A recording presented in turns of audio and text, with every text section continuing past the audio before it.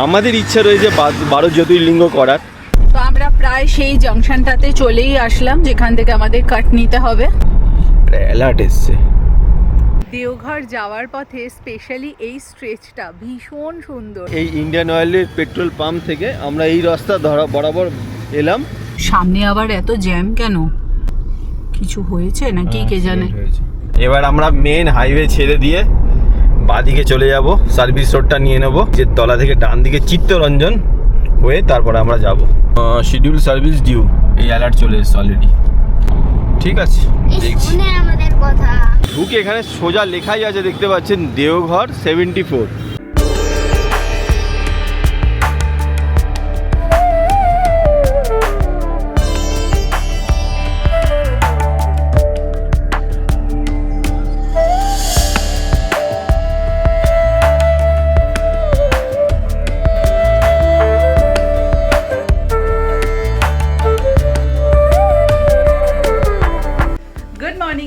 Welcome to our channel better living. আজকে হচ্ছে 3 June আর এখন সকাল বাজে 5:30।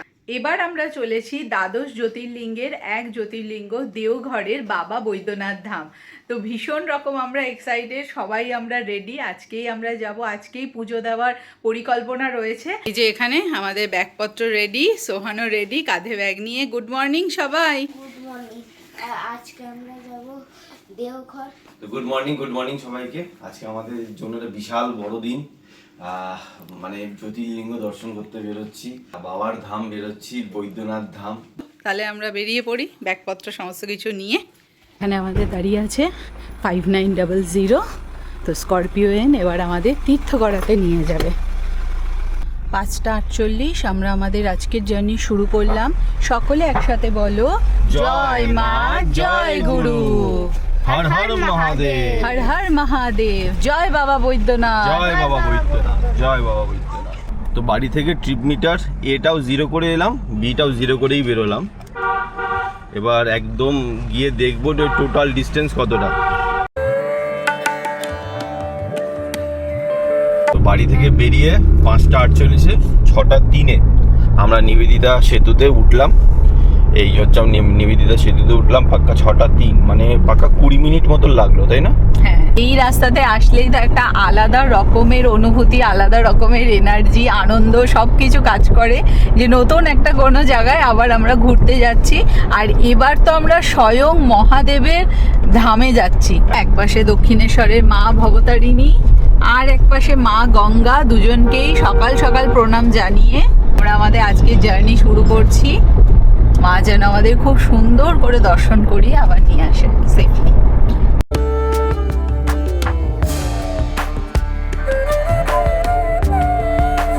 তো আজকের দিনে আমাদের ফার্স্ট টোল নিবেদিতা টোল, আমরা চলে এসেছি। রাজচন্দ্রপুর টোলে আমরা চলে আসলাম। আর কলকাতা থেকে দেওঘর যেতে কটা টোল লাগবে সেটা আমরা ভিডিও শেষে মেনশন করে দেবো।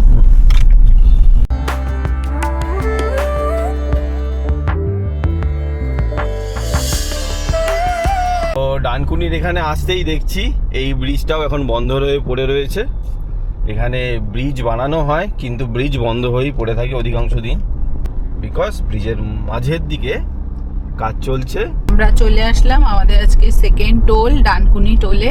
আর তুমি যেন কি বলো, 8 নম্বর আর 9 নম্বর লেন দিয়ে যেতে না? 8 নম্বর 9 নম্বর লেনের এক্সট্রা এই ব্যারিকেডগুলো লাগানো থাকে, খুব তাড়াতাড়ি রিড হয় আর ফাস্ট্যাগ মানে খুব তাড়াতাড়ি খুলে যায়। যেতে খুলে যাবে, তাই তো যেতে যেতে আগেই ঘুরে দিল, আগেই খুলে যাবে।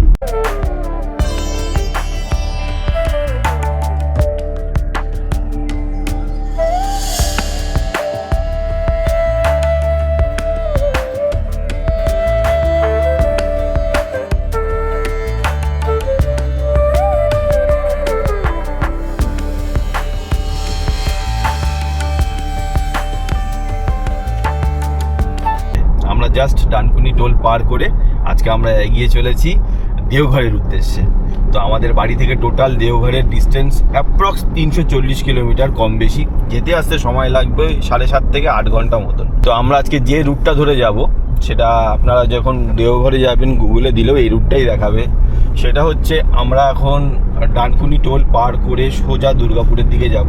দুর্গাপুর পার করার পর রানীগঞ্জ পার করব, আসানসোল পার করে ঠিক আসানসোলের চৌরাস্তা মোড়ে গিয়ে আমরা ডান হাতে নেবো, যে রাস্তাটা চিত্তরঞ্জনের দিকে চলে যাচ্ছে। মানে কুখ্যাত হোক সুখ্যাত হোক, জামতারা হয়ে দুমকা হয়ে আমরা আজকে দেওঘরের উদ্দেশ্যে যাব। তো মোটামুটি একটা আইডিয়া দিতে পারলাম যে আমরা কোন রাস্তা ধরে যাচ্ছি। অ্যাপ্রক্স কিলোমিটার কলকাতা থেকে কত দেওঘরের, পুরোটাই প্রায় অধিকাংশটাই আমাদের হাইওয়ে পড়বে, কিন্তু আসানসোলের পর থেকে মোটামুটি সিঙ্গেল লেন রোড। কিন্তু রাস্তার কোয়ালিটি শুনেছি ভালো, কিছু কিছু জায়গায় একটু বাইরে এরিয়া, সেই ক্ষেত্রে একটুখানি জ্যাম পড়বে। তো এত সুন্দর রাস্তা, আমরা দুর্গাপুর এক্সপ্রেসওয়েতে উঠে পড়েছি।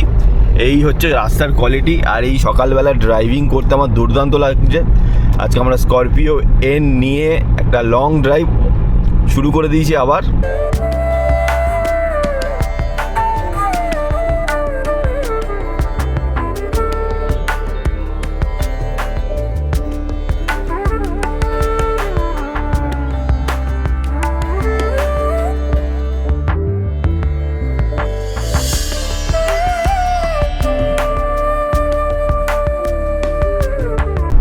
তো আমরা চলে আসলাম আমাদের আজকের দিনের পরবর্তী টোল, পালশির টোলে। আর এখন সময় হচ্ছে 7টা, সকাল 7টা বাজে।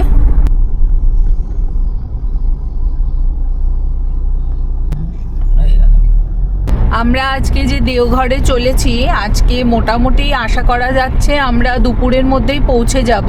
তারপর আজকেই আমরা পুজো দেব। আর ওখানে তো শুনেছি খুব পান্ডাদের একটা জোড়াজোড়ির একটা ব্যাপার রয়েছে, অনেক স্ক্যামও আছে, এরকম অনেক শুনছি বৈদ্যনাথ ধামে।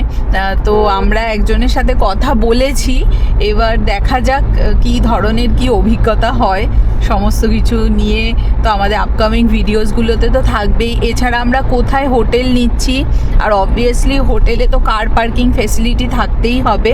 মন্দিরের পাশে অনেক হোটেল আছে, বাট সেখানে খুব একটা কার পার্কিং ফেসিলিটি নেই। আমরা যেই হোটেলটা বুক করেছি সেখানে পার্কিং ফেসিলিটিও রয়েছে, আর হোটেলের কীরকম কি সুবিধা কি না কি সেগুলো সব আমরা আস্তে আস্তে পরের ভিডিওগুলোতে আলোচনা করব। তো পরের ভিডিওগুলো দেখারও একটা অনুরোধ রইল। তো অর্পিতা তো সব বলেই দিল। এবারে আমাদের বৈদ্যনাথ ধামের সাথে মধুপুর গিরিডিও রয়েছে, তার সাথে বাসুকি ধামও রয়েছে। তো অনেক কিছু চিন্তা ভাবনা নিয়ে বাড়ি থেকে বেরিয়েছি, কোথায় কোথায় ঘুরবো, কোন জায়গায় হোটেল নেবো, সমস্ত কিছু দেখানোর চেষ্টা করব। আমাদের মন্দিরে গেলেই পান্ডাদের যে বারবারন্ত ওইটাই কষ্ট দেয়। তো আজকে গিয়ে যাতে আমরা সঠিকভাবে পুজো কার মাধ্যমে দিতে পারবো, মানে কার মাধ্যমে দিতে পারছি আর কত সুন্দর পদ্ধতিতে দিতে পারছি, সেটাই ভিডিওর মাধ্যমে তুলে ধরার চেষ্টা করব। আর বাকি তো সবই মহাদেবের ইচ্ছা। তারপরে মহাদেব যেভাবে চাইবে সেইভাবেই হবে। আমরা কে, আমরা তুচ্ছ মানব। সত্যি তাই। আপাতত আমরা ক্রস করলাম হাইওয়ে মেট্রি। তো হাইওয়ের মজা নিতে নিতে কয়েকটা গাড়িতে জিনিস খুব সুন্দর সুন্দর ইনস্টল করিয়েছি, তো সেগুলো ভাবছি একবার ব্লগে দেখিয়ে দিই। এর মধ্যে আমার একটা ছোটা ডন, এ হচ্ছে আমার ছোটা ডন, আর এইটা হচ্ছে গ্র্যাব হ্যান্ডেলের একটা সুন্দর কভার। এদিকে তো আমাদের গণেশ ঠাকুর। এইটা অনেকে জিজ্ঞাসা করেছেন এই বিষয়টা, এইটা ড্যাশবোর্ড কভারটা। এই ড্যাশবোর্ড কভারটা জিটাস বলে একটা কোম্পানি আছে, ZEETAS, জিটাস। ওই কোম্পানি এই ড্যাশবোর্ড কভারগুলো বানায়। সোহানের খুবই ফেভারিট টম অ্যান্ড জেরি এইটা রয়েছে, প্লাস এই একটা কভার আছে হ্যান্ড রেস্টের যে কভারটা, এটাও বেশ দুর্দান্ত, এত নরম, মানে যেখানে হাত রাখতে বেশ আরামই হয়। প্লাস এই একটা অর্গানাইজার নেওয়া হয়েছে, এখানে ফোন থাকে। মানে বলি না আমরা বাড়ি সঙ্গে করে নিয়ে চলি, এটাই আমাদের বাড়ি। আনন্দ করার সমস্ত সরঞ্জাম রয়েছে, আর গাড়িকে ভালোবাসি বলেই গাড়ি আমাদের এত সুন্দর সুন্দর জায়গায় নিয়ে যেতে পারে।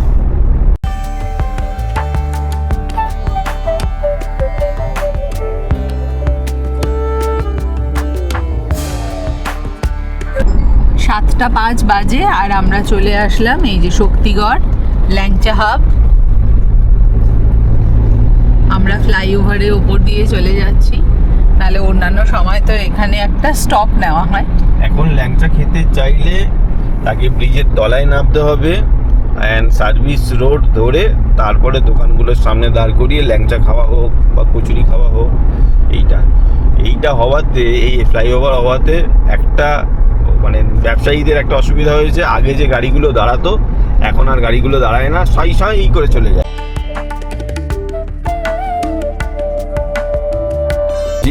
অনেকেরই ধারণা আছে যে হাইওয়েতে স্করপিও ভ্যান কেমন মাইলেজ দেয়। ওডোমিটারে দেখতেই পাচ্ছেন 14.9, ওই 14 থেকে 15। এত বড় একটা গাড়ি, 2200 সিসির এমহক ডিজেল ইঞ্জিন। তো আমি স্করপিও ভ্যানের মাইলেজ নিয়ে বরাবরই মানে হ্যাপি। তার মধ্যে আমার অটোমেটিক ট্রান্সমিশন, সব দিক থেকে বলবো ভালো। অনেকেই স্করপিও ভ্যান ভাবে যে হাইওয়েতে খুব স্পিডে চালাবো, 150-র উপরে চালাবো, যেহেতু বড় গাড়ি স্পিডে চালাবো।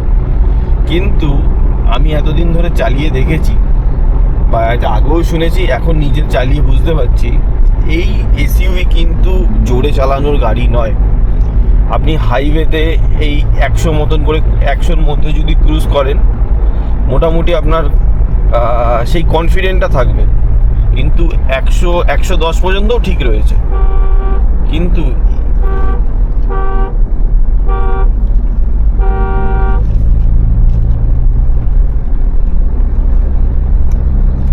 দেখো এখানে আবার সব স্পিড ক্যামেরাও রয়েছে না?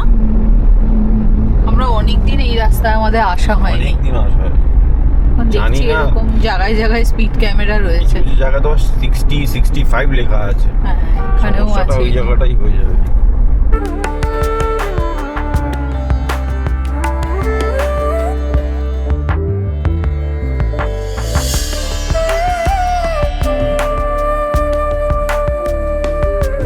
গাড়ি নিয়ে আপনি আরামসে 100 থেকে 110 পর্যন্ত চালানো যাবে হাইওয়েতে। তার মধ্যে কনফিডেন্ট থাকবে যে 110-এর মধ্যে চালাচ্ছি, আপনি গাড়ি কাট মেরে চলে যেতে পারেন। কিন্তু এর থেকে বেশি অনেকে 150, 160 এরকমও চালায়। এইটা একদমই উচিত না। আমি কিন্তু স্পিডকে প্রমোট করছি না, আমি বলছি এসইউভি গাড়ি নট ফর স্পিড, এইটাই বলার জন্যই বলছি। এসইউভি গাড়ি নিয়ে যদি আমি দেখেছি, পাশ দিয়ে আমার কোনো গাড়ি গেলে, এসইউভি গাড়ি দেখলে 60 তারাও জোরে চালাবে। ও ভাববে যে আমি সঞ্জু সরকার, মানে বেটার লিভিং, ওর গাড়ি নিয়ে ওর সাথে রেস করবে। আমি কোনো সময় রেস করি না। এক হচ্ছে ফ্যামিলি নিয়ে যাতায়াত করি, তাই আমি বলছি এসইউভি গাড়ি কিন্তু স্পিডের জন্য তৈরি নয়। এসইউভি গাড়ি হচ্ছে সফট টেরেনে যাওয়ার মতন একটা গাড়ি। আর আমরা স্করপিও ভ্যান কিনেছি, অলরেডি আপনারা দেখতে পেরেছেন এই গাড়ির ক্যাপাবিলিটি কী লেভেলের। যেখানে পুরো নর্থ সিকিমের সমস্ত গাড়ি আটকে গেছে, সেখানে কিন্তু এই গাড়ি পথ বানিয়ে গেছে সবার জন্য। আমাকে ওখানে গিয়ে অনেকে বলেছে যে থ্যাংক ইউ দাদা আমাদের বরফটাকে কেটে দেওয়ার জন্য। আপনি আগে গিয়ে গেছেন বলেই রাস্তাটা আরো বেশি চওড়া হয়েছে, বরফগুলো কেটে গেছে আর আমরা যেতে পেরেছি। এটা গুরুদম্মার যাওয়ার সময় হয়েছে। তো এই গাড়ি কিন্তু একটা আলাদা পারপাস। এই গাড়ি কিন্তু জোরে ছোটানোর গাড়ি না। জোরে ছোটানোর যদি ইচ্ছে হয়, অনেক ধরনের গাড়ি রয়েছে মার্কেটে, সেই গাড়িগুলো জোরে ছুটবে। কিন্তু আমরা জোরে ছোটানোর লোকও নয়। আর কোথায় আর জোরে ছুটবে এখানে, রাস্তার কি অবস্থা। আমার কাছে মেন হচ্ছে অনেকে ডেস্টিনেশন কখন পৌঁছাবো। এই আমাদের আজকে ডেস্টিনেশন দেওঘর, কিন্তু আমি যখন থেকে বাড়ি থেকে বেরিয়েছি, এই যে গাড়িতে বসে পরিবারের সাথে গল্প করতে করতে যাচ্ছি, এবারে একটু পরে খাবো, এই যাওয়াটাও আমার কাছে একটা ঘোরা। তো আমার কাছে এমন না যে আমাকে ডেস্টিনেশনে পৌঁছালেই আমার শান্তি হয়ে যাবে। যারা রোড ট্রিপ করে তাদেরকে আমি একটা ছোট্ট, এতদিন ধরে যেহেতু আমরা রোড ট্রিপ করছি, তার একটা টিপস বলতে পারেন। যখনই গাড়ি নিয়ে বেরোবেন দেখবেন কষ্ট পাবেন না, এই জিনিসটা যদি মাথায় রাখেন। মানে গাড়ি নিয়ে বেরিয়েই তখন থেকেই আপনার ঘোরা। এমন নয় যে আমি শিলিগুড়িতে পৌঁছাবো তারপরে আমার ঘোরাটা সম্পূর্ণ হবে। এই জিনিসটা মাথায় রেখে আমরাও বরাবরই যাতায়াত করি। আর সত্যি কথা বলতে আনন্দের সাথে যাই, কোনো দুঃখ কিছু থাকে না। জামে পড়লে জামেই বসে বসে আমরা চিপস চকলেট খাই আর গান শুনতে শুনতে যাই। এই হচ্ছে জীবন। জীবনটা এইভাবে উপভোগ করতে হবে, কারণ এখন যা অবস্থা, যা দিনকাল পড়েছে, মানুষ কখন কি হয়ে যায় বলা যায় না। ওই ঘটনাটা বলো, যখন এই কথাটা যখন উঠছেই। হ্যাঁ, কিছুদিন আগে আমি অ্যাকচুয়ালি আমার এক দাদার মতন, আমরা একসাথে MBA পাস আউট করেছি, আমার সিনিয়র ছিল 3-4 বছরের সিনিয়র, আমার থেকে 3 থেকে 4 বছরের সিনিয়র ছিল। উনি কি ওনার ফাইন্যান্স ব্যাপারগুলো আমি ওর মাধ্যমে করতাম, কারণ ফাইন্যান্সের তুখর স্টুডেন্ট ছিল। HDFC অ্যাসেট কোম্পানিতে কাজ করে, অ্যাসেটে কাজ করতো দিল্লিতে। তো একদম সুস্থ মানুষ, একদম সুস্থ মানুষ। রাত্রেবেলা শুলো, সকালবেলা আর উঠলো না, কি রাত্রেবেলা ঘুমের ঘরেই তার স্ট্রোক হয়ে গেছে। তো এখন ওই ব্যাপার, নিঃশ্বাসের বিশ্বাস নেই। সবাই নিজের নিজের শরীরে ধ্যান রাখুন, আর খাবার প্রতি বিশেষ যত্নবান হন, কারণ আস্তে আস্তে মানে আমরা যা খাচ্ছি সেই মানে আমাদের খাওয়াটাই কিন্তু আমাদের এখন ওষুধ। এই ওষুধ পরে যাতে ওষুধটাকে খাবারের মতন খেতে না হয়, তার জন্য এখন খাবারটাকেই ওষুধ মতন করে খেতে হবে। কেন আমি এত জ্ঞান দিচ্ছি, তার কারণ হচ্ছে আমি আর অর্পিতা রিসেন্টলি ডায়েটিশিয়ানের মধ্যে আমরা ইনভলভ হয়েছি, আমরা ডায়েট ফলো করছি। কিন্তু এবারও ঠিক এই যে আমাদের 3 থেকে 4 দিন আমরা বেরিয়েছি, এই সময় কিন্তু বাইরেরই খাবো, তো ডায়েট সম্ভব নয়। আমরা আবার 3 থেকে 4 দিন পর যখন বাড়িতে ফিরে আসবো, আবার নতুন করে ডায়েট চালু করবো, স্ট্রিক্ট ডায়েট চালু করবো।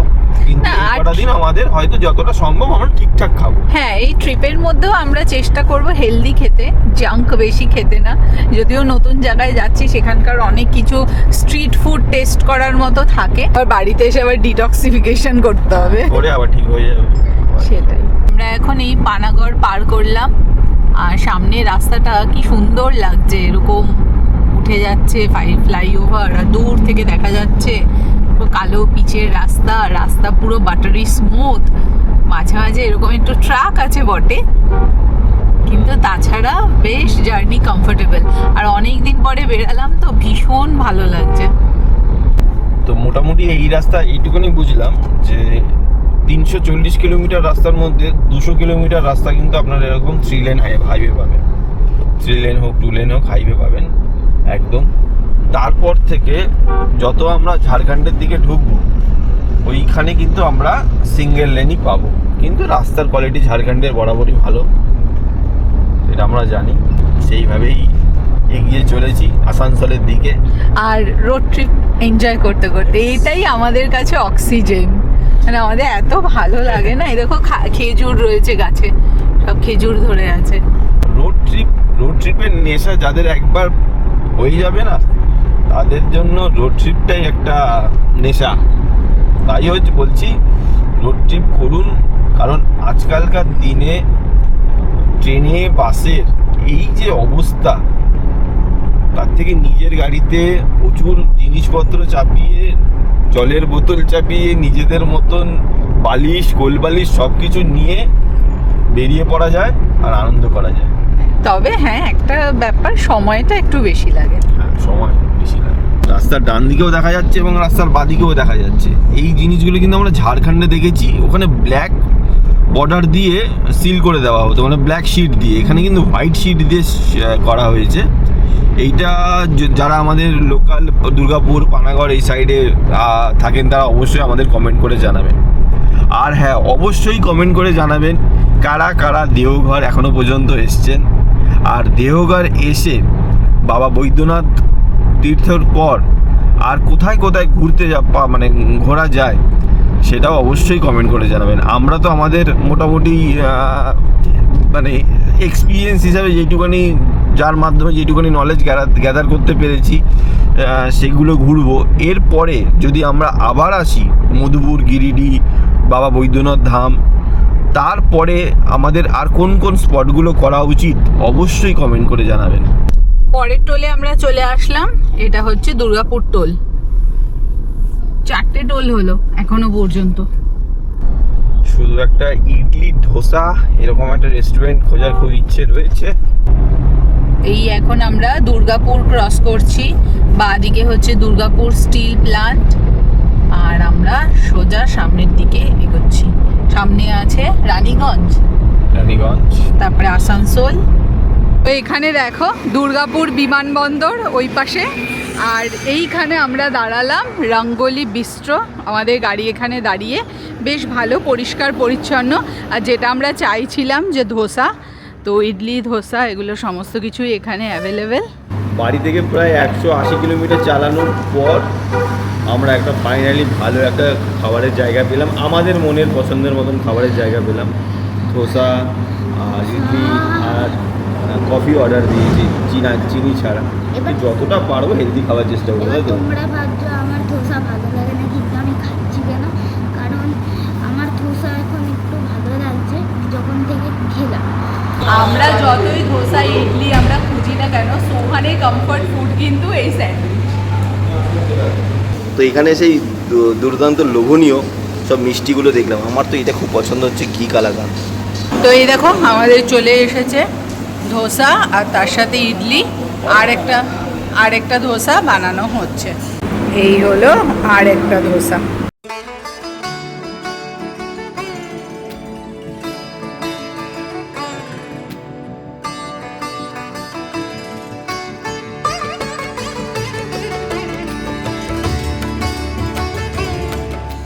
আমরা এরপরে নিলাম হচ্ছে কফি, ওর বাবার 1 কাপ আর আমার 1 কাপ, আর এইদিকে সোহান খাচ্ছে আইসক্রিম। তাই না? খাও। আমাদের খাওয়া দাওয়া হলো কমপ্লিট, আর এখানে কিন্তু খাবারের মান বেশ ভালো, ওয়াশরুমও বেশ ক্লিন। আমরা যে ইডলি নিলাম সেটা নিয়েছে হচ্ছে 60 রুপিস, আর যেটা মশালা ধোসা নিলাম সেটা নিয়েছে 90 রুপিস। তো তোমরা যদি এই রাস্তা দিয়ে যাও ডেফিনেটলি এখানে এসে একবার খাওয়া দাওয়া করতেই পারো। কর্তামশাই এখানে উইন্ডশিল্ড আরেকবার পুছে নিচ্ছে, আর এবার আমরা বেরাবো। সেটা পুছলে ভিউটা পরিষ্কার আসে, তাদের ভিডিও যারা দেখে তাদেরও সুবিধা হয়।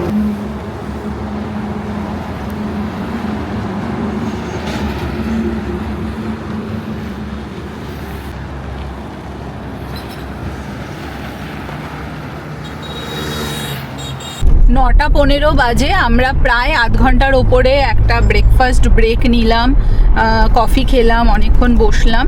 এইবার আমরা বেরোলাম আবার দেওঘরের উদ্দেশ্যে। এখান থেকে ডিস্টেন্স হচ্ছে 144 কিলোমিটার, আর 3.5 ঘন্টা মতো সময় দেখাচ্ছে।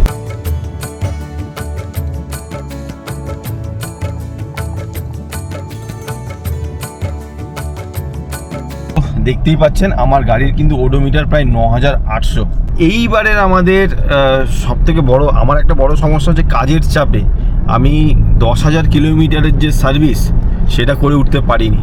মানে আমার এবারে যে প্রথম সার্ভিস, মানে এটা সেকেন্ড সার্ভিস, ফার্স্ট সার্ভিস তো 1000 কিলোমিটারে হয় মাহিন্দ্রার, তারপরে 10,000 হয়, তারপরে 20,000 হয়। 20,000 পর্যন্ত যে সার্ভিসটা, ততটা পর্যন্ত লেবারটা ফ্রি থাকে। এই যে বৈদ্যনাথ ধাম, মধুপুর, গিরিডি করে বাড়ি ফিরতে ফিরতে প্রায় 10,500 থেকে 11,000 হয়ে যাবে কিলোমিটার। তখন সার্ভিস সেন্টারে গিয়ে রিয়াকশান দেখবো যে আফটার যদি 10,000 কিলোমিটার পাস হয়ে যায় ওনারা কী ধরনের বক্তব্য বলে বা কোনো সমস্যার সম্মুখীন হই কি না। তো ওটাই একটা চিন্তার বিষয় আমার কাছেও। 10,000, হ্যাঁ 10,000 কিলোমিটারের মধ্যে সার্ভিস করাতে হয়। কেউ 9,900 করায়, কেউ 9,800 করায়, কেউ 9,500 করায়, কেউ 9,000-তেও করে। এবার কেউ 10,500, 11,000 করায় কি না সেটা আমার জানা নেই, আমি হয়তো ব্যতিক্রমী হব। কারণ আমার সত্যি কাজের চাপের জন্য আমি গাড়ি সেভাবে দিয়ে উঠতে পারিনি। আবার এখান থেকে এসেই আবার সোহানের স্কুলও খুলে যাচ্ছে, তো সব কিছু নিয়ে আমাদের খুব চটজলদি ভগবানের দর্শনের উদ্দেশ্যে বেরিয়ে পড়তে হয়েছে। তো সেই কারণে আমরা 10,000 কিলোমিটারের সার্ভিসটা আমি হয়তো 10,000 কিলোমিটার করাতে পারবো না, সেটা এগিয়ে গিয়ে 10.5 থেকে 11,000 কিলোমিটার হবে। কিসের অ্যালার্ট এটা? আবার সার্ভিস শিডিউলটা বলতে চলে এসছে। সার্ভিস শিডিউল সার্ভিস ডিউ, এই অ্যালার্ট চলে এসছে অলরেডি। মানে আমি ক্যামেরাটা ধরে কথা বলছি, যেটা হয় এআইতে মনে হয় শুনে নিয়েছে, হতে পারে না, এই হচ্ছে বেঙ্গলি। মানে সার্ভিস অ্যালার্টের আমি পেয়ে গেলাম, এইও তার জন্য অ্যালার্টটা যতক্ষণ যাবে না, যতক্ষণ না আমি সার্ভিস না করাবো গাড়ি।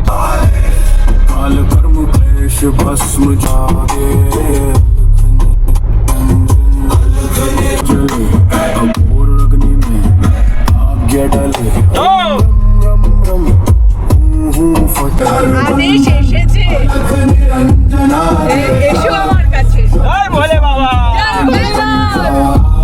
জয় ভোলে বাবা। সামনে আবার এত জ্যাম কেন? কিছু হয়েছে নাকি কে জানে?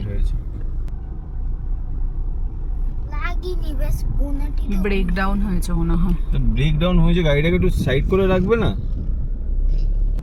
ব্রেকডাউন হয়েছে, একটু ঠেলে সামনে করে রাখো। দ্বাদশ জ্যোতির্লিঙ্গের একটা জ্যোতির্লিঙ্গ হচ্ছে বৈদ্যনাথ ধাম, যেটা আমাদের ঝাড়খণ্ডের দেওঘরে রয়েছে। এখন এইটা হচ্ছে এমন একটা জ্যোতির্লিঙ্গ যেখানে সতীপীঠ আর জ্যোতির্লিঙ্গ একসাথে বিরাজমান। মাতা সতীর এখানে হৃদয় পড়েছে, তো সেই হৃদয়ের ওপরেই হচ্ছে মহাদেবের আবির্ভাব হয়েছে। তো আমাদের এই তীর্থযাত্রাতে একসাথে সতীপীঠ এবং তার পাশাপাশি জ্যোতির্লিঙ্গ দর্শন, এই দুটোই হচ্ছে। আর বলে যে একটা তো ও যেটা বললো যে বৈদ্যনাথ ধাম মানে রোগ ব্যাধি থেকে মুক্তির একটা ব্যাপার রয়েছে, এখানে যারা দর্শন করেন তাদের এই একটা বিশ্বাস যে রোগ ব্যাধি থেকে মুক্ত হবে। কারণ প্রত্যেকটা জ্যোতির্লিঙ্গে দর্শন করার না এক একটা মানে পারপাস আছে, এক একটা মানে কি বলবো, তার পেছনে একটা কারণ আছে যে কোথায় দর্শন করলে কি ফল লাভ হয়। আরেকটা ব্যাপার যেটা, সেটা হচ্ছে যে বলে যে এই জ্যোতির্লিঙ্গ যেহেতু পার্বতী মা আর মহাদেবের বাসস্থান পাশাপাশি একদম, তো তার জন্য স্বামী স্ত্রী যদি একসাথে যদি এখানে দর্শন করতে আসে বা এই জায়গায় যদি তীর্থ করতে আসে, তাহলে তাদের মধ্যে বন্ডিংও নাকি স্ট্রং হয়। এবার ঠিক আছে, সেটা তো রইলই। আমরা সবসময় প্রে করি যেন আমরা ফ্যামিলি এইভাবেই যেন অটুট থাকি আর এইভাবেই যেন জীবনটা কাটিয়ে দিতে পারি একসাথে, সুখে দুঃখে। কখনো কখনো মনোমালিন্য হয়, সব সময় যে একদম সব কিছু পুরো স্মুথ হবে তা তো না, বাট হ্যাঁ এটাই আমরা চাই, আমাদের বন্ধন আরো দৃঢ় হোক, আমরা একসাথে এরকম আরো অনেক তীর্থ করি। সবার জন্যই প্রে করব যে আমাদের সবাই যেন সুস্থ সবল থাকে, কারণ শরীর যদি সুস্থ না থাকে না তখন কিছুই ভালো লাগে, তখন লাখ লাখ কোটি কোটি টাকাও কোনো ম্যাটার করে না, মানে ইয়ে হয় না। পরে হয়তো সব কিছুই থাকবে, টাকা পয়সাও থাকবে, অনেক কিছু থাকবে, কিন্তু তখন হাঁটুতে জোর থাকবে না। হাঁটু হয়তো বলে দেবে যে আমাকে আর ঘুরতে যেতে পারবো না। তো সময়ের কাজটা সময়ে করবেন আর পরিবার নিয়ে ঘুরবেন, এর থেকে আর মজার কিছু হয় না। হর হর মহাদেব, হর হর মহাদেব, বলে পার্বতী পতে হর হর মহাদেব। हनुमंत बलवान करे नाश, रोग शोक कटे बल में अनाथ की वाणी ब्रह्म सत्य। गुरु जी गोरख जति मछिंद्र काचे, शिव के रूप में दिखे अलबेलक पुरुषो गुरु आदेश। जन्म जन्म के कटो कलेश, साचा पिंड काचा जल मंत्र ईश्वर वाचा। आदेश आदेश आदेश। তো আমরা প্রায় সেই জংশনটাতে চলেই আসলাম যেখান থেকে আমাদের কাট নিতে হবে। হ্যাঁ, এই যে বাদিকে এবার আমরা মেন হাইওয়ে ছেড়ে দিয়ে বাদিকে চলে যাব, সার্ভিস রোডটা নিয়ে নেব। এই বাদিক দিয়ে আমরা ব্রিজের তলা থেকে ডান দিকে চিত্তরঞ্জন হয়ে তারপরে আমরা যাব, যে রাস্তাটা জামতারার সাথেও কানেক্ট করেছে। এই কানেক্টরটার নাম হচ্ছে আসানসোল চৌরঙ্গি মোড়। এই চৌরঙ্গি মোড় থেকে আমরা ডান দিকে নিচ্ছি। এই যে সিভিক ভলেন্টিয়ারও রয়েছে এখানে দাঁড়িয়ে। অশোক লিল্যান্ডের এখানে একটা সার্ভিস সেন্টারও রয়েছে। এই মোড়ের মাথাটার নাম কি গো? এই মোড়ের মাথাটার নাম কি? চৌরঙ্গি মোড় না?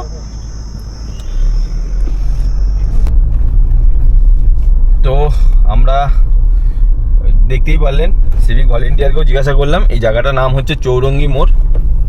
আর এইখান থেকে আমরা সোজা এখন ঝাড়খণ্ডের দিকে এগিয়ে যাব। এই রাস্তায় আপনার জামতারার দিকে যাচ্ছে, যে সোজা জামতারা এখান থেকে মাত্র 26 কিলোমিটার, আর হচ্ছে দেন্দুয়া। আর এই মোড়টা থেকে আমাদের এখনো 109 কিলোমিটার যেতে হবে, আর সময় দেখাচ্ছে 3 ঘন্টা। তো 100 কিলোমিটার যেতে 3 ঘন্টা লাগবে, মানে বুঝতেই পারছো এরকম সিঙ্গেল লেন ধরেই আমাদের যেতে হবে।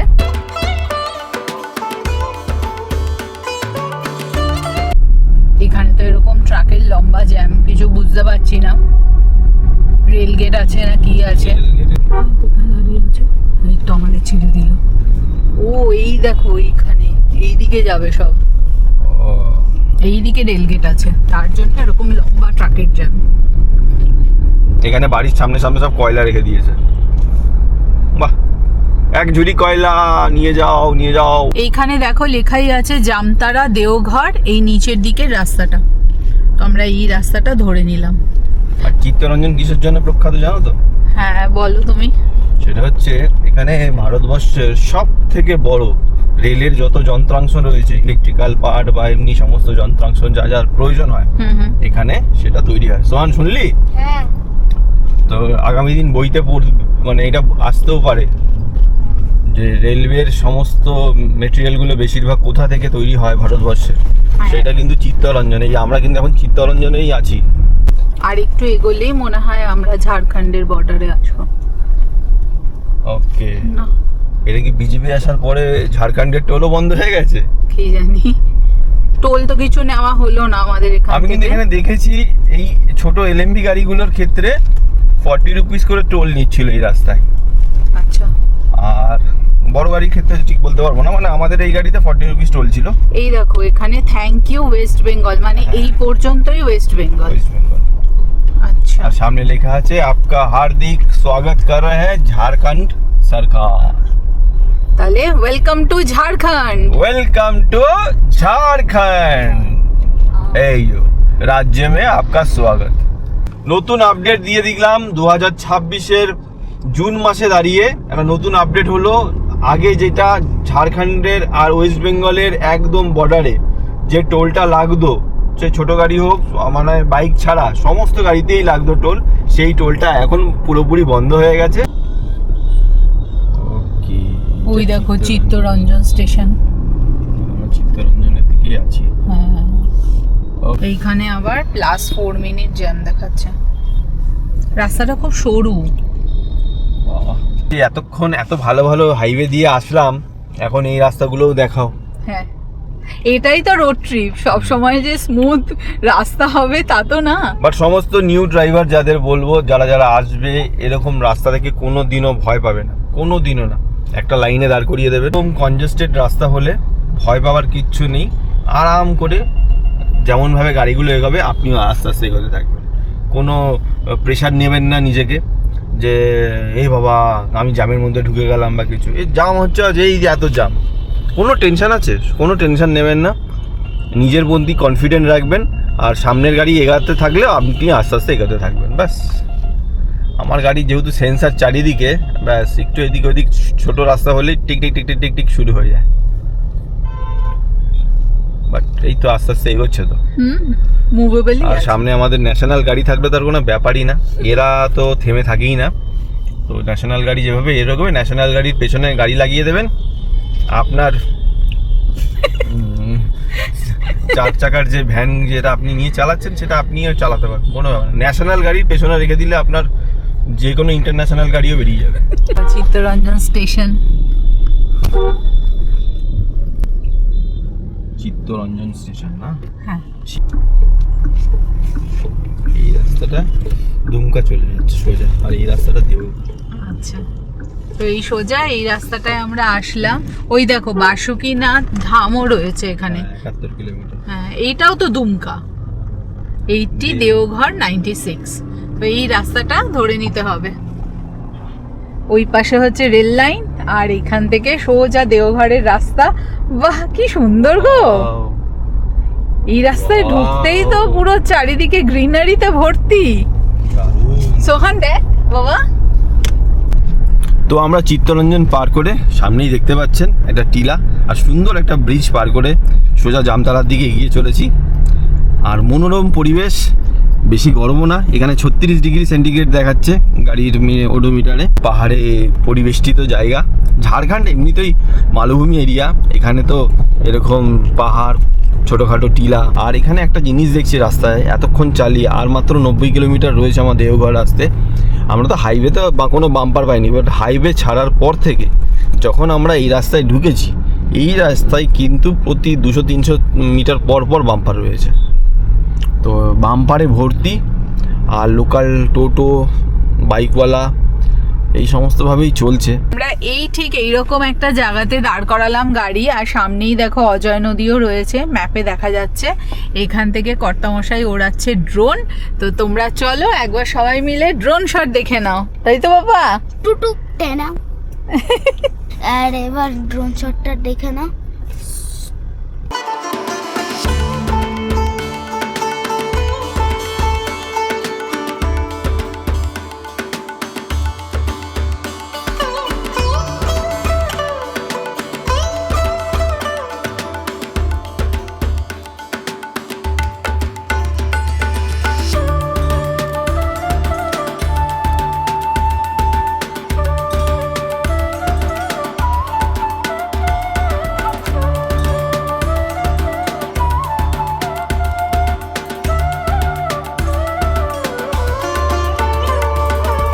দেখো এখানে লেখা আছে মধুপুর 57, দেওঘর 99।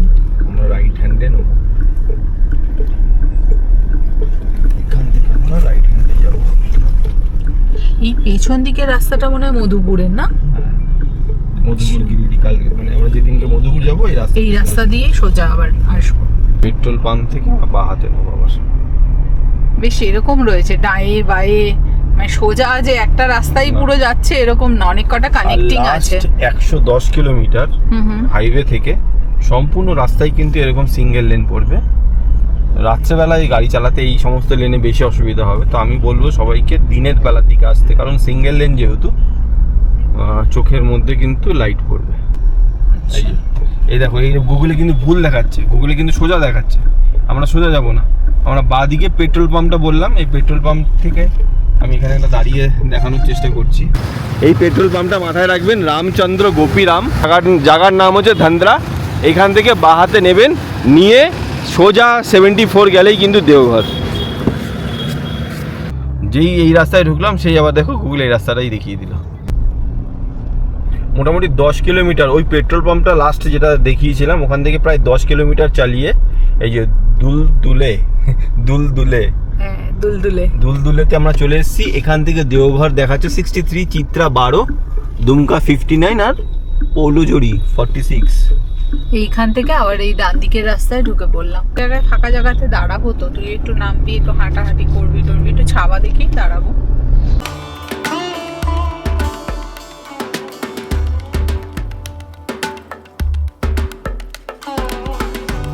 ঘুরতে আসার বা যে কোনো যাত্রায় আসার মেন ইউএসপি হচ্ছে এই সমস্ত পরিবেশ। এত সুন্দর লাগছে ল্যান্ডস্কেপটা, এত সুন্দর লাগছে। আর এই রাস্তা যেহেতু আমাদের সম্পূর্ণভাবে নতুন, এই রাস্তায় এর আগে আমরা কোনো সময় আসিনি। সোহান আর অর্পিতা ওখানে ফটোশ্যুট করছে, আর আমার আর কি বলবো, আমার মুখে কোনো ভাষা নেই, এত ভালো লাগছে। গাড়িটাকে ওখানে দাঁড় করিয়ে দিয়েছি, এখন এখানে গাড়ির সংখ্যা প্রচণ্ড কম। আর এরকম যদি আমাদের বাড়ির আশেপাশে হতো, আমরা মাঝে মাঝেই আমাদের গ্যাস স্টোভ নিয়ে এসে চা ম্যাগি করে খাওয়া যেত। এত সুন্দর এখানকার পরিবেশ। দেওঘর যাওয়ার পথে স্পেশালি এই স্ট্রেচটা ভীষণ সুন্দর। রাস্তার দুধারে এরকম সুন্দর গাছ, কৃষ্ণচূড়া গাছ রয়েছে, রাধাচূড়া গাছ, আর রাস্তাটাও বেশ ছায়া রয়েছে।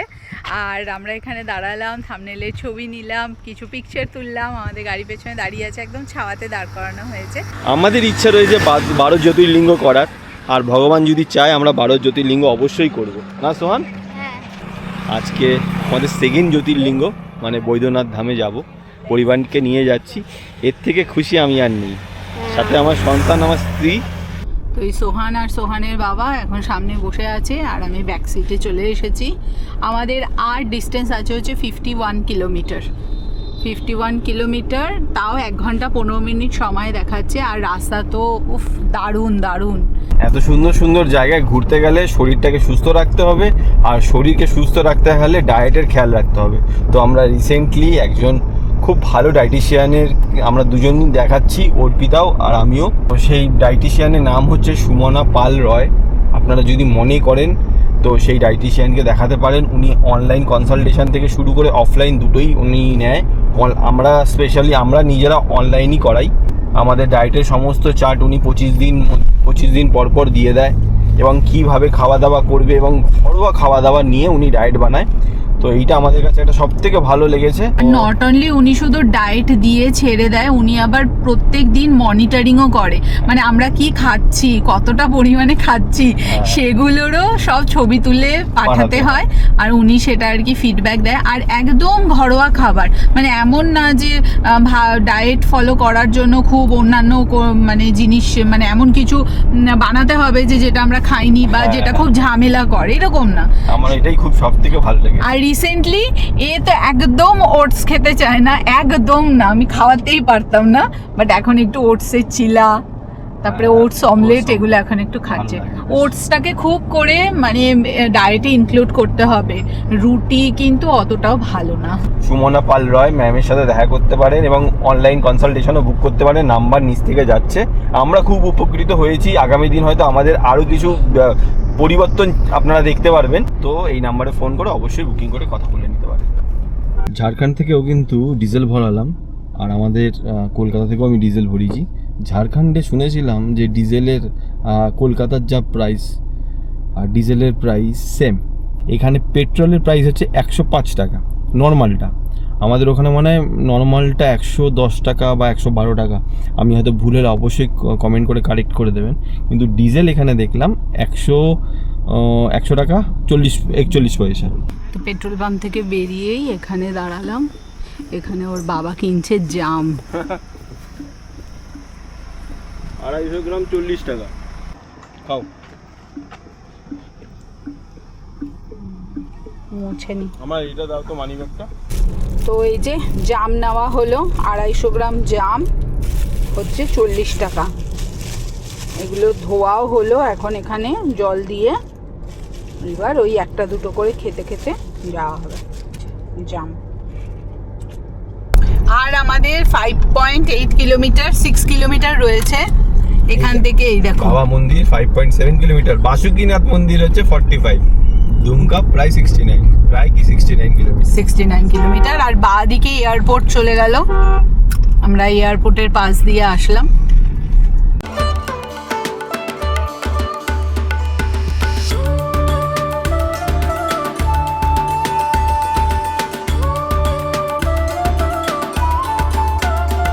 সামনে থেকে রাস্তাটা আমার বাঁ দিকে গেছে, এখানে একটা ঘড়ি চক আছে, জানো তো? ঘড়ি চক, আচ্ছা এটাই বাজলা চক।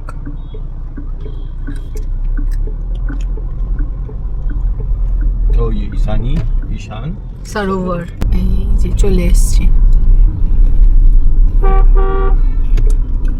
পার্কিংটা এবার দেখো, এর আবার নিচে আবার রেস্টুরেন্টও আছে।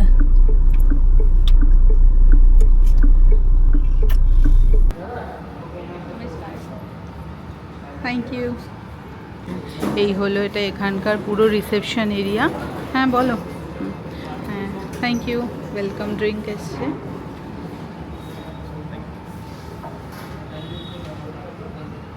তো আমরা এই জাস্ট এখন হোটেলে চেক ইন করলাম দেওঘরের। আমরা বাড়ি থেকে বেরিয়েছিলাম 5:45 আর এখানে এসে পৌঁছালাম 1টার সময়, তাহলে মোটামুটি ধরে রাখো 7 ঘন্টার একটু বেশি আমাদের সময় লেগেছে।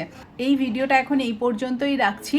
এর পরের ভিডিওতে থাকবে আমরা যেই হোটেল নিলাম সেই হোটেলের একটা রুম ট্যুর, তার সাথে সাথে আমরা বিকেলবেলা বাবার কাছে পুজো দিতে যাব, দর্শন করতে যাব, তার সমস্ত কিছু ডিটেলস থাকবে এর পরের ভিডিওতে। তো পরের ভিডিওটা দেখতে একদম মিস করো না। আর এই ভিডিওটা যদি ভালো লাগে give it a thumbs up, চ্যানেলে যদি নতুন থাকো do subscribe to the channel. দেখা হচ্ছে তোমাদের সাথে পরের ভিডিওতে এই দেওঘর থেকে। Till then bye, thanks for watching our video. Har Har Mahadev, জয় বাবা বৈদ্যনাথ।